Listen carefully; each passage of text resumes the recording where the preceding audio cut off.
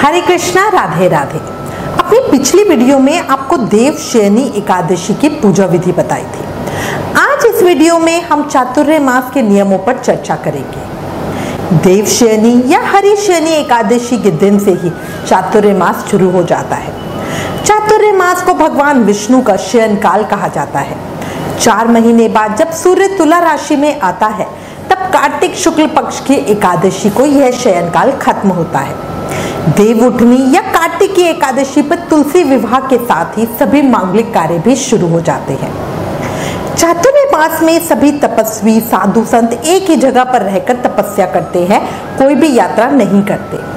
चातुर्य मास में हम सिर्फ ब्रज की यात्रा कर सकते हैं, बाकी किसी भी धाम की यात्रा वर्जित होती है, क्योंकि पुराणों में हमें ऐसा उल्लेख मिलता है कि चातुर्य मास में सभी तीर्थ ब्रज में आकर निवास करते हैं, इसलिए सिर्फ ब्रज यात्रा से सभी तीर्थों का फल मिल जाता है। चातुर्य मास का ये समय पूजा पाठ, जाप, साधना आदि के लिए सबसे अच्छा होता है। इन महीनों में ज्यादा से ज्यादा पूजा पाठ, जाप आदि करें, पर कोई भी सांसारिक शुभ कार्य जैसे कोई नया काम शुरू करना, कहीं नींव डालना, मकान बनाने के लिए, शादी या मुंडन आदि करवाना, इस तरह के शुभ कार्य हम इस समय पे नहीं करेंगे। अपनी पिछली वीडियो में मैंने इसका रीजन भी बताया था और ये भी बताया था कि चातुर्य मास में भगवान शयन क्यों करते हैं। अगर आपने अभी तक वो वीडियो नहीं देखी तो प्लीज एक बार उस वीडियो को जरूर देखें। अब चातुर्य मास के 4 महीने कौन से होते हैं? श्रावण, भादो, अश्विन और कार्तिक। अगर अधिक मास हो तो ये 5 महीने हो जाएंगे। इन महीनों में ही ज्यादा से ज्यादा तीज, त्योहार, व्रत, उत्सव आते हैं, इसलिए इस समय में हमें जीव की तपस्या करते हुए चातुर्य मास नियम लेने चाहिए। चातुर्य मास व्रत का महत्व देव ऋषि नारद जी ने बताया है। वो कहते हैं कि मैं चातुर्य मास व्रत के प्रभाव से ही दासी पुत्र से देव ऋषि नारद हुआ। उनकी कथा में हमें ये वर्णन मिलता है कि वो अपनी माँ के साथ रहते थे। चातुर्य मास में जब सभी साधु संत एक जगह निवास करते हैं, वो उस समय उनकी सेवा करते थे, जिससे उन्हें ब्रह्म तत्व प्राप्त हुआ और वो देवताओं के ऋषि, देव ऋषि बन गए। अब आपको चातुर्य मास व्रत के नियम की एक कथा बताती हूँ। ये कथा भगवान श्री कृष्ण ने स्वयं श्री युधिष्ठिर जी को बताई थी। बहुत ही सुंदर मनभावन कथा है, प्रेम से सुने। एक समय की बात है, कुंती पुत्र युधिष्ठिर ने श्री कृष्ण से कहा, हे भगवान, आपका यानी भगवान विष्णु का शयन व्रत किस प्रकार किया जाता है, कृपया करके मुझे समझाएं। श्री कृष्ण बोले, हे राजन, ये तुमने सब मानव के हित की बात पूछी है, इसलिए अब मैं आपको भगवान विष्णु के शयन का व्रत कहता हूँ, साथ ही चातुर्य मास व्रत को भी कहता हूँ, ध्यान पूर्वक सुनो। जब सूर्य नारायण कर्क राशि में स्थित हो तब भगवान विष्णु को शयन कराना चाहिए और सूर्य नारायण के तुला राशि के आने पर भगवान को उठाना चाहिए। अगर कभी अधिक मास आ जाए तो भी ये विधि ऐसी ही रहती है। इस विधि से अन्य किसी देवता को ना शयन कराए और ना ही उठाना चाहिए। आषाढ़ माह के शुक्ल पक्ष की देवशयनी एकादशी को विधि पूर्वक पूजा व्रत करना चाहिए। उस दिन विष्णु भगवान की प्रतिमा को शयन करवाकर चातुर्य मास व्रत का नियम लेना चाहिए। शयन करवाने के लिए सबसे पहले उस प्रतिमा को पंचामृत स्नान कराएं, फिर सफेद वस्त्र धारण कराकर तकियादार शैया पर शयन करावें, फिर धूप, दीप, नवेद आदि से पूजन करें। भगवान का पूजन शास्त्र ज्ञाता ब्राह्मण से करवाएं, फिर भगवान विष्णु की स्तुति करें और प्रार्थना करके कहें, हे भगवान, मैंने आपको शयन कराया है, आपके शयन से संपूर्ण विश्व सो जाता है। मेरी आपसे हाथ जोड़कर विनय है कि अब आप 4 मास तक शयन करें और मेरे चातुर्य मास व्रत को बिना किसी परेशानी के पूरा करावें। इस तरह प्रार्थना करके शुद्ध भाव से चातुर्य मास व्रत का नियम ग्रहण करें। जो मनुष्य चातुर्य मास व्रत को प्रतिवर्ष करता है, वह सूर्य के समान कीर्तिमान होकर विमान पर बैठकर विष्णु लोक को जाता है। इसके बाद भगवान कृष्ण ने युधिष्ठिर को कहा, हे राजन, अब आप इस व्रत का अलग अलग फल सुनो। जो व्यक्ति चातुर्य मास के दौरान केवल शाकाहार ग्रहण करता है, उसे धन वैभव की प्राप्ति होती है।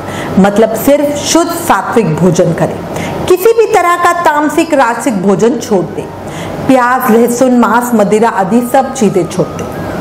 चातुर्य मास व्रत में जो मनुष्य रोज एक समय खाना खाता है और व्रत के अंत में भूखे को भोजन कराते हैं, उन्हें स्वर्ग की प्राप्ति होती है, उन्हें रूप और मान सम्मान मिलता है। रोज एक समय भोजन करने वाले भक्त संध्या पूजन के बाद तारे देखकर भोजन करें। जो भक्त एक दिन छोड़कर भोजन करे, मतलब 2 दिन में सिर्फ एक बार भोजन करे, उन्हें वैकुंठ मिलता है। अब अगर साधक इस तरह के व्रत नहीं कर सकते तो वे चातुर्य मास के विशेष दिनों का व्रत नियम जरूर ले, जैसे चातुर्य मास की एकादशी और पूर्णमासी का व्रत जरूर करें। अगर संभव हो तो चातुर्य मास में जितने वीरवार आते हैं, जो कि भगवान विष्णु का ही दिन है, उस दिन का व्रत करना बहुत शुभ होता है। इसके अलावा धाम वास लें, मतलब कई लोग ब्रज में जाकर चातुर्य मास निवास करते हैं। अगर आप पूरे चातुर्य मास ब्रज में निवास नहीं कर सकते तो चातुर्य मास के पहले दिन ब्रज में जाएं, वहां एक रात रुके, फिर चातुर्य मास समाप्ति पर फिर ब्रज जाए और एक रात रुके। इस तरह आपका पूरा चातुर्य मास धाम में वास माना जाएगा। इसके अलावा सूर्योदय से पहले स्नान करें, भगवान की पूजा करें। इससे मनुष्य के सभी पाप समाप्त हो जाते हैं और साधक स्वर्ग को जाता है। जो भगवान विष्णु की रोज 4 परिक्रमा करता है वो किसी पाप में लिप्त नहीं होता। आजीवन निरोगी और स्वास्थ्य लाभ प्राप्त करने के लिए प्रतिदिन हवन की अग्नि में चावल और तिल की आहुति देनी चाहिए। इसके अलावा हवन के दौरान विष्णु सूक्त मंत्रों का जाप करना चाहिए। कहा जाता है कि चातुर्य मास के दौरान जो व्यक्ति अपनी किसी भी प्रिय वस्तु का त्याग करता है उसे वह वस्तु अक्षर यानी जन्मों जन्मों के लिए प्राप्त हो जाती है। अपनी रोज की माला से ज्यादा माला जाप का नियम लें, ज्यादा से ज्यादा नियम से भजन कीर्तन करें। अगर आप रोज 10 माला करते हो तो चातुर्य मास में 20 माला का नियम लो। अगर आप रोज 16 माला करते हो तो चातुर्य मास में कम से कम 32 माला करो। अपनी नियम संख्या बढ़ाओ। चातुर्य मास में जो भक्त मंदिर में जाकर रोज मंगला आरती करता है उसे गोदान का फल मिलता है। याद रखें, भगवान का नाम प्रचार करने से हमें भगवान की साक्षात प्राप्ति होती है, इसलिए ज्यादा से ज्यादा भगवान के पवित्र नामों का जाप करें और लोगों को प्रेरित करें भगवान के नाम जाप करने के लिए, उनका व्रत करने के लिए। चातुर्य मास व्रत में जो ब्रह्मचार्य व्रत का पालन करता है वह बलशाली, यशस्वी और लक्ष्मीवान होता है। जो तेल नहीं लगाता और व्रत के अंत में कांसे या मिट्टी के पात्र में तेल भरकर दान देता है वह विष्णु लोक को जाता है। जो मनुष्य भगवान को गूगल की धूप और दीप अर्पित करता है उनको अनेकों संपत्ति मिलती है और वे जन्म जन्मांतर के लिए धनवान हो जाते हैं। जो मनुष्य चातुर्य मास के महीनों में मंदिर में रोज झाड़ू लगाते हैं, मंदिर को धोकर साफ करते हैं या जो मंदिर में रंगीन बेल बूटे बनाते हैं उसे 7 जन्मों तक ब्राह्मण की योनि मिलती है। जो मनुष्य चातुर्य मास के दिनों में भगवान विष्णु को दूध, दही, घी, शहद और मिश्री से स्नान करवाते हैं वह वैभवशाली होकर सुख भोगते हैं। जो मनुष्य श्रद्धा पूर्वक भूमि, स्वर्ण, दक्षिणा, वस्त्र आदि ब्राह्मणों को दान देता है वह स्वर्ग में जाकर इंद्र के समान सुख भोगते हैं। जो मनुष्य चातुर्य मास के अंदर नित्य प्रति तुलसी जी भगवान को अर्पित करते हैं या स्वर्ण की तुलसी अर्पित करते हैं वह स्वर्ण के विमान पर बैठ के विष्णु लोक को जाते हैं। साथ ही रोज तुलसी महारानी का पूजन करें, शाम को दीप अर्पित करें और उनकी 11 परिक्रमा करें। जो मनुष्य इस एकादशी से लेकर कार्तिक महीने तक अश्वत्थ वृक्ष यानी पीपल के पेड़ की और भगवान विष्णु की पूजा करते हैं उनको विष्णु लोक की प्राप्ति होती है। पर याद रखें, रविवार को पीपल की पूजा नहीं होगी। जो मनुष्य इस चातुर्य मास व्रत में संध्या के समय देवताओं तथा ब्राह्मणों को दीपदान करते हैं तथा ब्राह्मणों को सोने के कमल के वस्त्र देते हैं वह विष्णु लोक को जाते हैं। जो मनुष्य प्रतिदिन भक्ति पूर्वक भगवान का चरणामृत लेते हैं वह इस संसार के आवागमन के चक्र से छूट जाते हैं। जो विष्णु मंदिर में रोज 108 बार यानी 1 माला गायत्री मंत्र का जपता है वह कभी पापों में लिप्त नहीं होता। जो मनुष्य पुराणों तथा धर्म शास्त्र को सुनते हैं और वेद पाठी ब्राह्मणों को वस्त्रों तथा स्वर्ण का दान करते हैं वे दानी, धनी, ज्ञानी और कीर्तिमान होते हैं।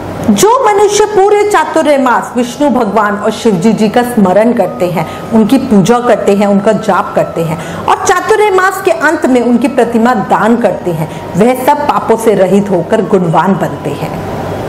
जो मनुष्य सूर्य नारायण भगवान को रोज अर्घ्य देते हैं और व्रत की समाप्ति में स्वर्ण और गोदान करते हैं, उनको पूरी आयु की स्वस्थ देह प्राप्त होती है, साथ ही उन्हें कीर्ति, धन और बल मिलता है। चातुर्य मास में जो मनुष्य गायत्री मंत्र द्वारा तिल से हवन करते हैं और चातुर्य मास समाप्त हो जाने पर तिल का दान करते हैं, उनके समस्त पाप नष्ट हो जाते हैं, उन्हें निरोग शरीर मिलता है और सुपात्र संतान मिलती है।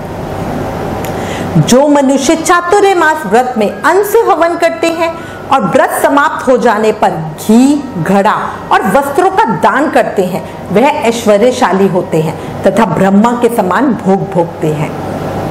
जो चातुर्य मास व्रत में रोज ब्राह्मणों का, साधु संतों का चरणामृत पीते हैं, वे समस्त पापों तथा दुखों से छूट जाते हैं, साथ ही वे आयुवान और लक्ष्मीवान होते हैं। जो ब्राह्मणों को, साधु संतों, गुरुओं को, अपने बड़ों को रोज नमस्कार करते हैं, उनके पैर छूते हैं, उनका जीवन सफल हो जाता है और वे सभी पापों से छूट जाते हैं। चातुर्य मास व्रत में जो रोज भगवान सूर्य और गणेश जी की पूजा करते हैं, उनकी आयु तथा लक्ष्मी बढ़ती है। जो मनुष्य विष्णु भगवान के शयन करने के उपरांत यथाशक्ति वस्त्र और तिल के साथ स्वर्ण दान करते हैं, उनके समस्त पाप नष्ट हो जाते हैं। जो मनुष्य ब्राह्मणों की धूप दीप से पूजा करते हैं और अन्न वस्त्र दान देते हैं तथा चातुर्य मास व्रत के समाप्त होने पर शय्या दान करते हैं, उनको अक्षय सुख मिलता है, वे कुबेर के समान धनवान होते हैं। वर्षा ऋतु में जो गोपी चंदन दान करते हैं, उस पर भगवान प्रसन्न होते हैं, इस लोक में भोग तथा परलोक में मुक्ति पाते हैं। जो मनुष्य बुद्धिमान ब्राह्मण को मोती दान करता है, वह कीर्ति को प्राप्त करता है। इस व्रत में जो मनुष्य माँ लक्ष्मी और माँ पार्वती को प्रसन्न करने के लिए हल्दी का दान करते हैं और व्रत के अंत में चांदी के पात्र में हल्दी रखकर दान देते हैं, वे स्त्रियां अपने पति के साथ सुख भोगती हैं।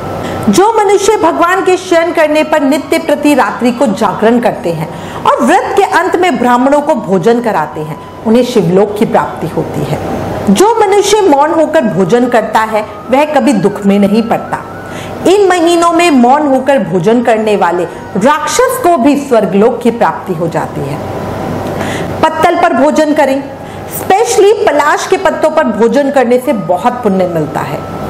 साथ ही पूरे 4 महीने काले और नीले वस्त्र ना पहने, पर निंदा का त्याग करें। चातुर्य मास में किसी को अपशब्द या झूठ नहीं बोलना चाहिए, नहीं तो हमारे वैभव की समाप्ति होती है। रोज भगवान की कथा जरूर सुने, इससे गंगा स्नान का फल मिलता है। जो व्रत की समाप्ति यानी उद्यापन करने पर अन्न, वस्त्र और शैया का दान करते हैं, वे अक्षय सुख को प्राप्त करते हैं तथा वो सदैव धनवान रहते हैं। जो मनुष्य चातुर्य मास व्रत करते हैं, उनको उत्तम ध्वनि वाला घंटा दान करना चाहिए, मतलब वो घंटा जो जोर से बजे। व्रत की समाप्ति पर भगवान से प्रार्थना करके कहें, हे भगवान, हे जगतपति, आप पापों का नाश करने वाले हैं। मैंने जो भी ना करने योग्य कार्य किए हैं और जो भी करने योग्य कार्य नहीं किए हैं, उनके कारण मेरे जो भी पाप उत्पन्न हुए हैं, उनको नष्ट कीजिए। हे लक्ष्मीपति, मैं पूरी तरह से आप पर आश्रित हूँ। मैं मन, क्रम, वचन से आपको संपूर्ण समर्पण करती हूँ। इस तरह उनकी प्रेम से स्तुति करें। चातुर्य मास व्रत में त्याग का बहुत महत्व बताया है। दूध और दही को त्यागने वाले व्यक्ति को मृत्यु उपरांत गोलोक की प्राप्ति होती है। इसके अलावा उसके वंश में भी वृद्धि होती है। नमक का त्याग करने वाले व्यक्ति की सभी मनोकामनाएं पूरी होती है, उसे अपने किए गए किसी भी प्रयास में बहुत सफलता हासिल होती है। ऐसी मान्यता है कि वे लोग जो चातुर्य मास के दौरान गुड़ का त्याग करते हैं, उनकी वाणी में मधुरता बढ़ जाती है। तेल का त्याग करने वाले व्यक्ति को शत्रुओं से मुक्ति मिलती है। घी का त्याग करने वाले व्यक्ति की सुंदरता में वृद्धि होती है। इसके अलावा चातुर्य मास की अवधि में पड़ने वाले 4 अलग अलग महीनों में अलग अलग पदार्थों का सेवन वर्जित माना गया है। जैसे श्रावण मास में हरी सब्जियां नहीं खानी चाहिए, भादों में, भाद्रपद में दही, अश्विन मास में दूध और कार्तिक मास में दालों का सेवन नहीं करना चाहिए। जो चातुर्य मास में रोज भूमि पर सोता है और अंत में शैया दान करता है, उनकी शिवलोक में पूजा होती है। जो मनुष्य इस व्रत में गेहूं को नहीं खाता तथा व्रत के अंत में गेहूं का दान करते हैं, उन्हें अश्वमेध यज्ञ के फल की प्राप्ति होती है। मतलब साधक पूरे चातुर्मास के समय में सिर्फ गेहूं और उससे बनी चीजें छोड़ दे, बाकी सब खा सकते हैं, जैसे चावल, बेसन वगैरह। ये ऊपर मैंने आपको कुछ नियम बताए हैं जो साधक को अपनी श्रद्धा के अनुसार लेने और पूरे चातुर्मास निभाने चाहिए। आप कितने भी नियम ले सकते हैं, पर नियम वही लेना जो अच्छे से निभा सको, क्योंकि इन महीनों में ज्यादा तीज, त्योहार, व्रत, उत्सव होते हैं और नियम का मतलब है चाहे कुछ भी हो, नियम को पूरा करना ही है। इन नियमों को पूरे चातुर्मास निभाना होता है और अंत में उद्यापन के रूप में पूर्ति करनी होती है। आप कोई भी चातुर्मास नियम ले और उस व्रत के समापन होने पर गौदान करें, गौदान नहीं कर सकते तो वस्त्र दान करें। इसके अलावा ऐसा कहा जाता है जो इस व्रत की समाप्ति पर ब्राह्मणों को भोजन करवाता है, उसकी आयु तथा धन की वृद्धि होती है, मतलब कार्तिक पूर्णिमा पर। सबसे मुख्य बात यह है कि चातुर्मास का व्रत रखने से पहले संकल्प अवश्य लेना चाहिए। संकल्प लेने के लिए हाथ में जल लें, थोड़े से फूल लें, चावल लें और भगवान विष्णु के समक्ष इस प्रकार बोले, हे प्रभु, इस व्रत का संकल्प मैंने आपको साक्षी मानकर लिया है। आप मेरे ऊपर कृपा रखना ताकि मैं ये व्रत निर्विघ्न संपन्न कर सकूं। अगर व्रत के दौरान मेरी मृत्यु हो जाए तो आपकी कृपा से मेरा ये व्रत पूर्ण माना जाए। ओम नमो नारायणाय, प्रभु कृपा करो। ये कहते हुए वो जल भगवान विष्णु के समक्ष छोड़ दे, इसे आपका संकल्प माना जाता है। चातुर्मास के इन 4 महीनों में ओम नमो नारायणाय नमः इस मंत्र का जाप करें, बहुत उत्तम होता है। पर यह मंत्र जाप सिर्फ उनके लिए है जिन्होंने अभी तक दीक्षा नहीं ली या जो कोई भी मंत्र जाप नहीं करते। अगर आपने दीक्षा ले रखी है तो अपने गुरु मंत्र का ही जाप करें। इन नियमों के अलावा हम चातुर्मास में उस महीने के भगवान की आराधना भी जरूर करेंगे। जैसे सावन में भगवान शिव की आराधना करें, सावन में रोज शिवलिंग पर बेलपत्र और जल अर्पित करें। अपने घर की परेशानियों से निपटने के लिए सावन महीने में रुद्र अभिषेक करवाएं। जीवन में बहुत शांति मिलती है और सभी तरह की बाधाएं खत्म हो जाती हैं। वैवाहिक जीवन में सुख, शांति और प्रेम के लिए शिवजी और पार्वती जी की एक साथ पूजा करें। भादों में भगवान कृष्ण की आराधना करें। भादों में ही भगवान कृष्ण और राधा रानी का प्राकट्य हुआ था। संतान प्राप्ति और संतान उन्नति के लिए इस महीने भगवान कृष्ण की आराधना पूजा करें। पूरे माह सफेद चंदन का तिलक लगाएं। पूरे महीने गीता का पाठ करें। संतान की प्राप्ति के लिए पूरे माह संतान गोपाल मंत्र या संतान गोपाल स्तोत्र का पाठ करें। फिर अश्विन में भगवान गणेश और माँ दुर्गा की उपासना करें। अश्विन मास को शक्ति प्राप्ति का महीना कहा जाता है। इस माह में माँ दुर्गा की उपासना के साथ पितृ शांति कर्म किए जाते हैं। श्राद्धों में माँ दुर्गा की उपासना लाल फूलों से करें, साथ ही लाल चंदन का तिलक लगाएं। अश्विन शुक्ल पक्ष में रोज दुर्गा सप्तशती का पाठ करने से बहुत लाभ मिलता है। मुकदमों और विवादों से छुटकारे के लिए पूरे महादेवी के 32 नामों का पाठ करें। फिर कार्तिक में भगवान विष्णु और माँ लक्ष्मी की आराधना करें। धन की कमी दूर हो जाती है। तुलसी और शालग्राम जी की पूजा आराधना करें, उनका विवाह करवाएं। इस तरह सावन, भादो, अश्विन और कार्तिक को चातुर्मास कहा जाता है। इस साल अधिक मास या पुरुषोत्तम मास होने से ये 5 महीनों का चातुर्मास होगा। याद रखें, जो भी दान बताए हैं वो किसी भी वेद पाठी धार्मिक ब्राह्मण को ही देना चाहिए। चोरी करने वाला, मदपान करने वाला, अधर्मी, शास्त्रों का निरादर करने वाला, झूठ बोलने वाले ब्राह्मण को दान देने से उल्टा हमें पाप लगता है और नरक की प्राप्ति होती है। कोशिश करें इस चातुर्मास का पूरा फायदा लें, ज्यादा से ज्यादा शास्त्रीय नियमों का पालन करें और अपने जीवन से सभी तरह की परेशानियों का अंत करें।